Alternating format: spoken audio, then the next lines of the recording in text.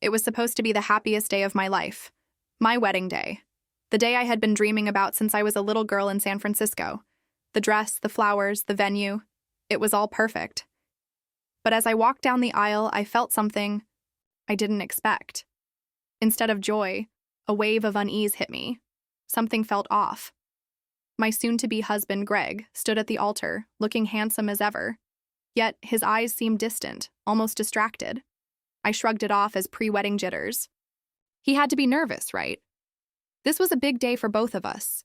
But as I made my way to him, something gnawed at me. The look on his face, the way he wasn't quite as excited as he should be. It didn't sit right. I tried to push these thoughts out of my mind. I was about to marry the love of my life, after all. But as the ceremony went on, I couldn't help but notice the odd behavior of my family and friends. My parents, who should have been beaming with pride, seemed strangely quiet. My sister Emily kept glancing at her phone, and when I caught her eye, she quickly looked away. Was it just me, or was there tension in the air? The ceremony ended, and we moved to the reception. But the unease didn't dissipate. In fact, it seemed to grow. Greg was more engaged with his friends than he was with me. I tried to approach him, but he was always surrounded by others. It was as if I wasn't even there. I felt completely ignored at my own wedding. I couldn't understand it. Why was he acting this way? Why was everyone else so distant? As the evening went on, I excused myself from the crowd, stepping outside to catch my breath. The cool San Francisco. Air hit my face, but it did little to calm the rising anxiety inside me. This should have been the happiest day of my life, but instead I felt more alone than ever. That was when my mom found me. She handed me an envelope, smiling awkwardly. "A little surprise for you, honey," she said. I took it, confused, and opened it only to find a letter that made my stomach drop. The words were cold, critical, an unexpected and harsh letter from my own family. It was as if they had been waiting for the perfect moment to remind me how little I measured up. I quickly folded the letter and shoved it back into the envelope. I couldn't cry. Not now, not in front of everyone. But as I walked back into the reception, the weight of what had just happened hung heavy on my shoulders. It was supposed to be my day, but it felt like everything had gone horribly wrong. As I re-entered the reception hall, I tried to shake off the emotions swirling inside me. I didn't want anyone to notice how upset I was. After all, this was my wedding day, and no one should see how my world was starting to crumble. I forced a smile and joined Greg and the guests at the dance floor. He smiled at me, but his gaze quickly shifted back to his friends, leaving me standing alone in the middle of it all. I looked around, hoping to find a friendly face. My best friend Sarah was dancing with her boyfriend, laughing and enjoying herself. But when I caught her eye, she quickly looked away. The unease I had been feeling all day intensified. What was happening? Why was everyone so distant? Was I imagining this, or had something really shifted between us? I glanced at my parents again, hoping to find some comfort in their eyes. But they weren't looking at me. My mom was engaged in a deep conversation with a family friend, and my dad was talking to Greg's brother. It was as though they were all avoiding me. The realization hit me like a slap in the face. I was completely alone in a room full of people who should have been celebrating my happiness. I excused myself once more, feeling overwhelmed. I needed to get away, to clear my head. I stepped outside to the small courtyard of the venue, the cool air offering little relief from the storm brewing inside me.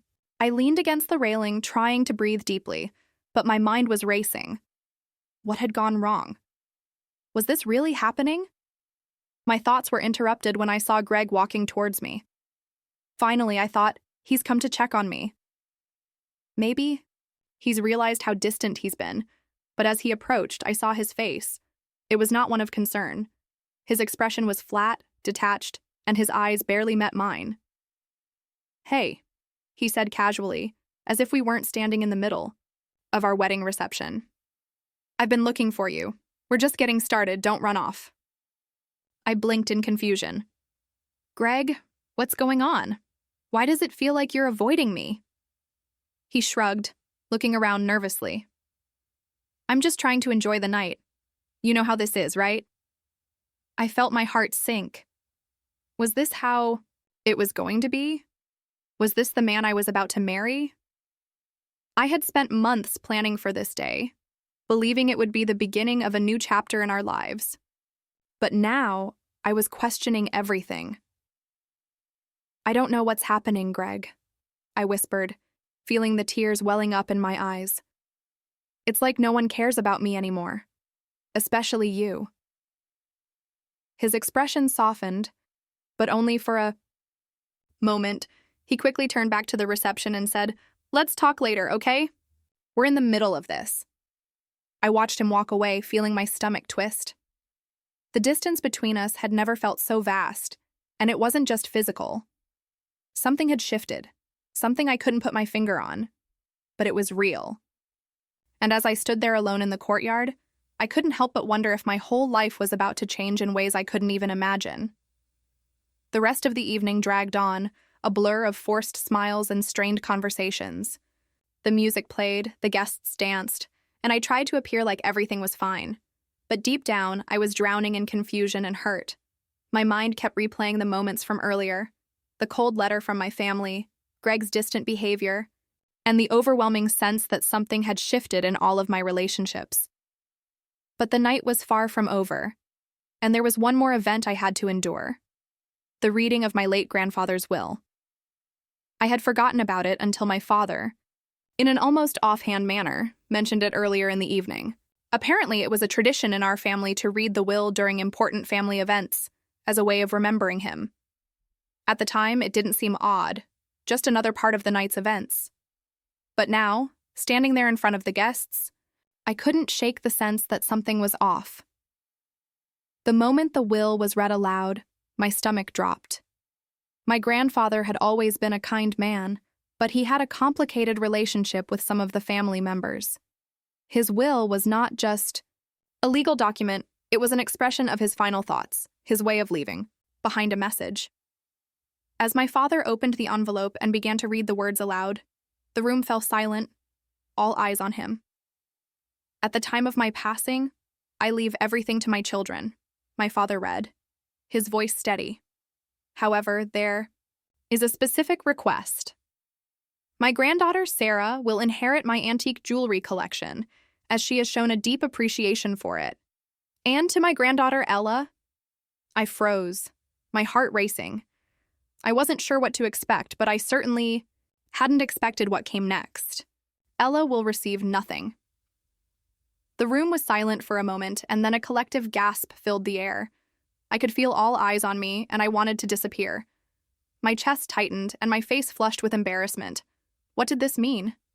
Why had he left me nothing? I wasn't the closest to my grandfather, but I never thought it would come to this. I looked at my family, their faces a mix of confusion and disbelief. My mother's face turned pale, and my father seemed lost for words. Greg was standing by my side, his expression unreadable. I couldn't bear to look at him. This moment, the one I had dreaded without even realizing it, was unfolding in front of everyone, and I had no control over it. The will reading continued, but I could hardly hear the words. My mind was racing, trying to make sense of what had just happened. Why was I left out? I had always tried to do what was right by my family, always been there when they needed me. But this felt like a betrayal. When my father finished reading the will, there was an awkward silence that hung over the room. People slowly began to disperse, returning to their conversations, pretending nothing had changed. But I couldn't move. I felt rooted to the spot, unable to process what had just happened. The embarrassment, the humiliation, it was all too much. Greg placed a hand on my shoulder, but I shrugged it off. I couldn't bear to talk to him now, not when everything felt like it was unraveling around me. The weight of my grandfather's words, the coldness of my family's reactions, and the sense of betrayal I was feeling, it was all too overwhelming. I turned to leave the room, needing some air, needing to think. But before I could get far, I heard my father's voice behind me. "Ella, wait." I stopped, but I didn't turn around. I wasn't sure I could face him right now. Not when everything had changed so suddenly. I stood frozen, my back to my father, listening to his footsteps as he approached me. The anger and confusion roared in my chest, making it hard to hear anything else. I had no idea what to say to him. What could I say? He had just read aloud the most humiliating moment of my life, in front of everyone. Family, friends, my husband. Ella. My father's voice was gentle but firm. We need to talk. I didn't turn around. I couldn't look him in the eye. What is there to talk about, Dad? I asked, my voice trembling despite my attempt to sound composed. Why would Grandpa leave me nothing? Wasn't I good enough? Didn't I try? Did I do something wrong? There was a long pause. I could feel him standing just behind me, unsure of how to proceed. Finally, he spoke, his voice thick with something I couldn't quite place. It's not that simple. Ella, I spun around to face him. My heart was racing, and I could feel the heat of the tears threatening to fall, but I refused to let them show. Not here, not now. Then explain it to me, Dad. Tell me why I've been left out of everything. Why did Grandpa, of all people, choose to shut me out like that? My father sighed deeply, his face etched with regret. It wasn't just your grandfather's decision, he said slowly, as if trying to find the right words. There were things you didn't know, things none of us could control. Your grandfather's will was his final way of making peace with some of the family dynamics that, well, they weren't easy. I raised an eyebrow, trying to make sense of what he was saying. What do you mean by family dynamics, Dad? Are you saying I wasn't good enough for him? He looked at me, and in that moment, I saw the pain in his eyes. No, Ella, it wasn't about you not being good enough. It was, your relationship with the family has always been a bit distant. You've always chosen to do things your own way, and that's not wrong, but it made your grandfather feel like you didn't prioritize him, or us, the way you should have. I couldn't believe what I was hearing. My grandfather, the man I had loved and admired, had felt like I didn't care enough about him. And my father was telling me this now, in the middle of my wedding reception. I shook my head in disbelief. So that's it? I'm being punished for wanting to live my own life? For not being the person everyone expected me to be? My father took a step forward, his face softening. Ella, it's not punishment. It's just the way things turned out. I don't know why he left you out of the will. I wish I could explain it better, but sometimes people's feelings are complicated. We don't always get the answers we want. I stood there struggling to process the flood of emotions. Betrayal, anger, hurt. The day that should have been filled with joy had turned into a minefield of painful revelations. Thanks for letting me know, I said, my voice flat. But I think I need some time alone. I turned away, walking out of the room as quickly as I could without breaking down. I wasn't sure where I was going, but I couldn't stay there any longer. I couldn't face the people who had just witnessed my humiliation. I needed to be away from it all. As I walked down the hallway of the venue, I felt a hand grab my arm. It was Greg. Ella, wait, he said, his voice strained. I looked at him, my anger rising again. Don't! Just don't! I snapped. I can't deal with you right now. His face softened. I didn't know about the will, I swear. I didn't know this was going to happen. I shook my head. It doesn't matter. You don't even know what's going on with me right now, do you? Greg stood silent for a moment, and the silence felt like a slap. I wanted to yell at him, to demand that he fix this, that he somehow make everything okay again. But I knew he couldn't. No one could. I'm sorry, Ella, he said quietly. I'm really sorry. I didn't respond. I just walked away, the sound of his voice trailing behind me as I disappeared into the night, alone with my thoughts and the overwhelming weight of everything that had just happened. I found myself walking aimlessly down the quiet streets of San Francisco, the city lights casting long shadows on the pavement. The cool night air was a stark contrast to the heat burning in my chest. I didn't know where I was going, but I needed space. I needed to clear my head and make sense of everything that had just unfolded. My wedding day had become a nightmare, and I felt trapped in the middle of it. It wasn't just the will. It wasn't just Greg's indifference. It was the feeling of being invisible, ignored, and dismissed by the people I loved the most. For years, I had tried to do everything right, tried to be the good daughter, the good friend, the good fiancé.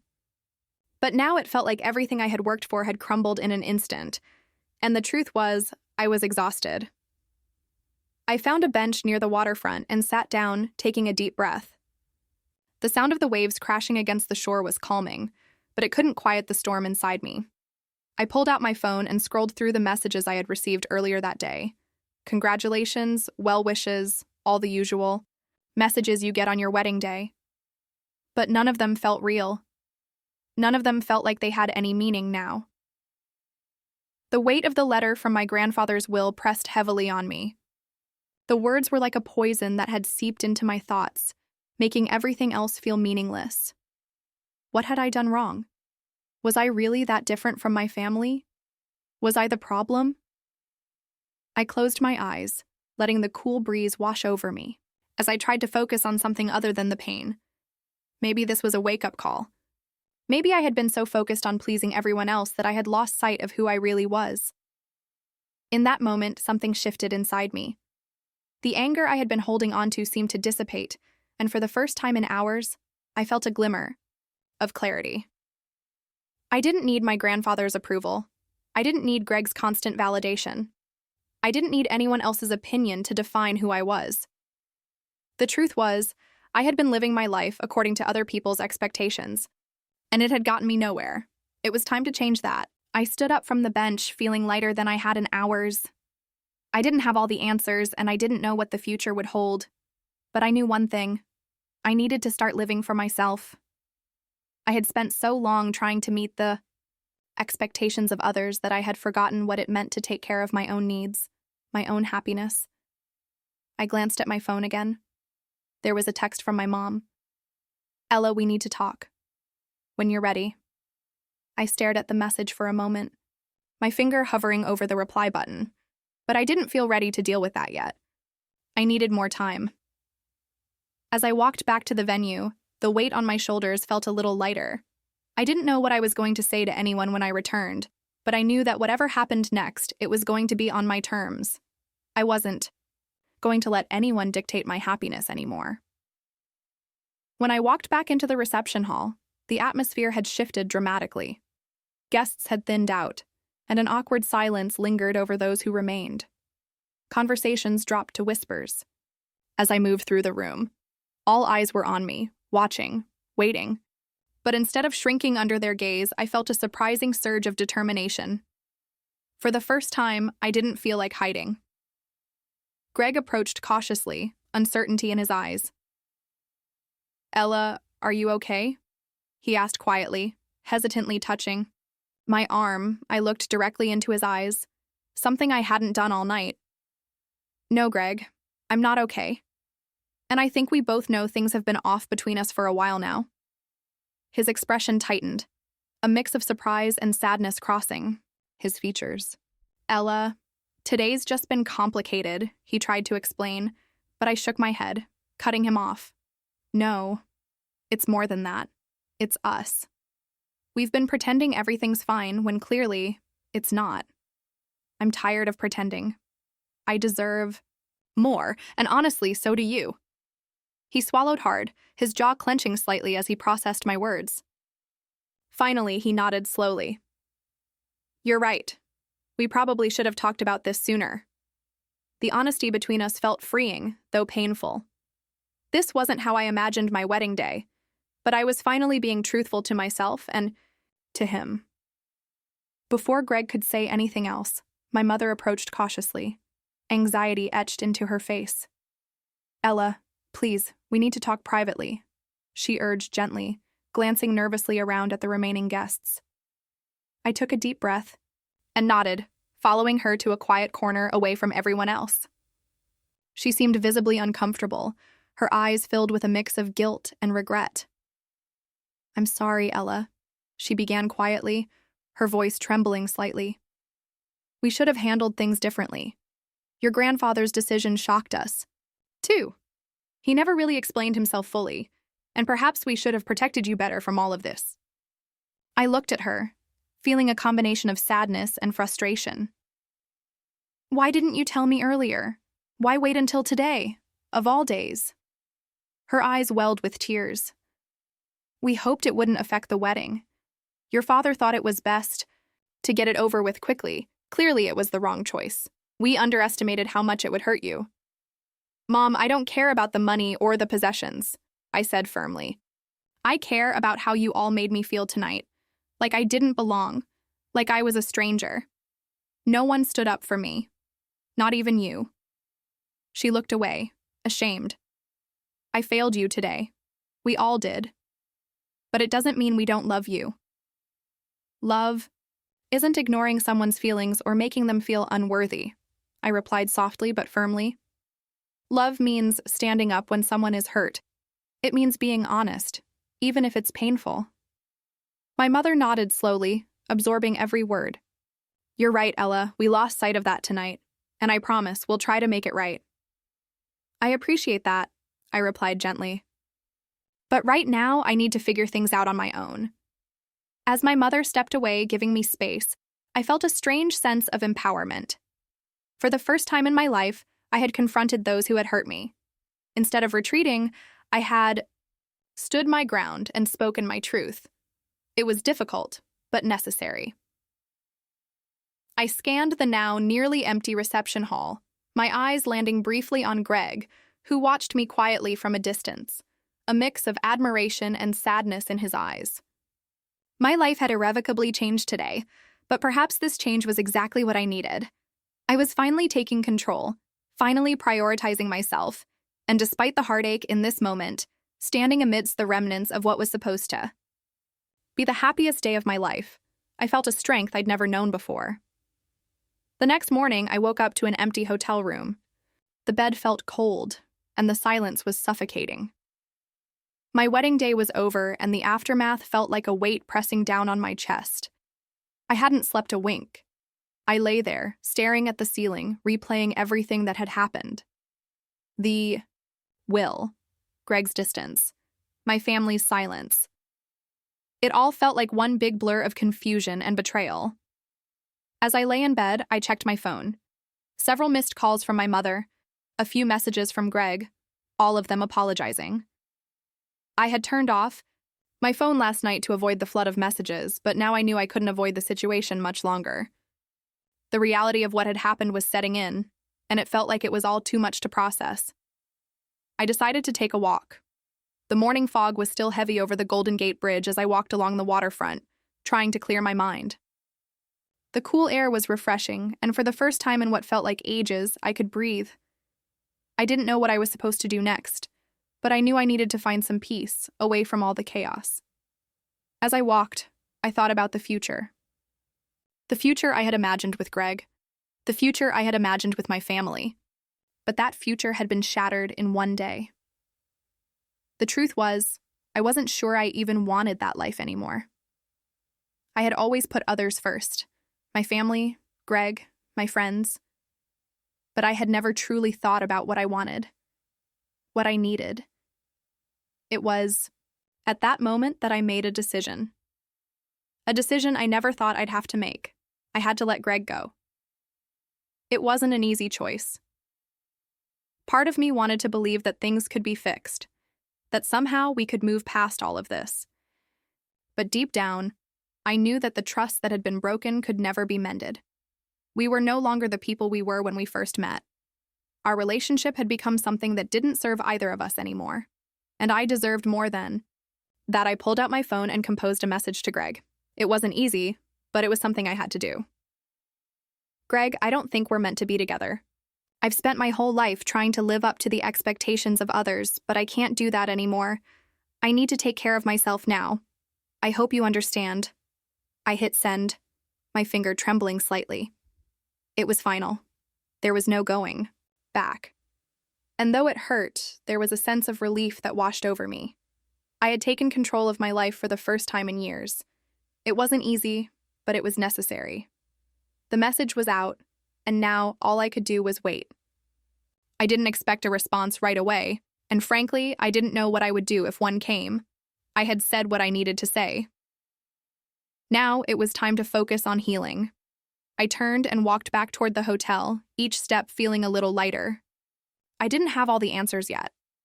I didn't know what the future held, but for the first time, I felt a glimmer of hope. I was no longer the person who lived to meet everyone else's expectations. I was becoming the person I was meant to be, and that was the most freeing thing of all.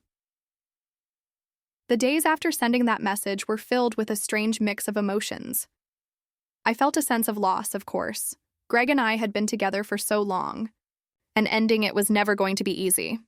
But the relief, the quiet peace that followed, was undeniable. I had been carrying around so much baggage, so many unspoken expectations, that I hadn't realized how heavy they were until I finally let go. I stayed in San Francisco for a few more days after the wedding. I spent my time walking along the waterfront, visiting places I used to go when I needed time to think. For the first time in a long while, I felt like I was reconnecting with myself. I started journaling, something I hadn't done in years, pouring my thoughts and emotions onto the page. It wasn't easy, but it felt necessary. One afternoon, I sat in a small cafe in the Mission District, sipping coffee and reading a book I had started years ago but never finished. It was a simple, peaceful moment, but it felt like the start of something new. I wasn't sure where I was headed yet, but for the first time in a long time, I felt like I was on the right path. My phone buzzed with a text from my mother, a simple message that read, "I'm sorry, Ella. Can we talk when you're ready?" I stared at the screen, my thumb hovering over the reply button. There was a part of me that wanted to respond right away, to tell her how much I needed her, to explain how hurt I was. But there was another part of me that knew I wasn't ready yet. I needed space, time to process everything, to figure out what I needed from her and from the rest of my family. I put my phone down, deciding that I would respond when I felt ready. I wasn't going to let anyone rush me into anything. As the days passed, I found myself thinking less about the wedding and the hurt that had come with it.